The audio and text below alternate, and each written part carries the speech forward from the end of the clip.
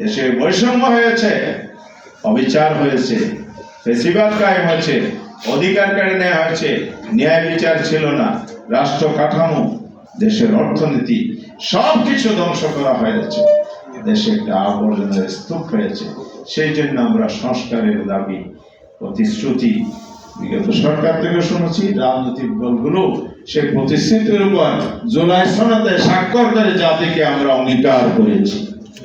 এই অঙ্গীকার যদি বাস্তবায়ন হয়, জুলাই সনদ কার্যকর হলেই মাত্র রাষ্ট্রের চরিত্র পাল্টানো সম্ভব হবে। রাষ্ট্রের চরিত্র যদি না পাল্টায়, ক্ষমতার পালা বদলে জাতির ভাগ্য পরিবর্তন হবে না। আবার নতুন করে বাংলাদেশ গড়ার স্বপ্ন নিয়ে যা আমরা আজকে কাজ করছি, এটাও সফল হবে না।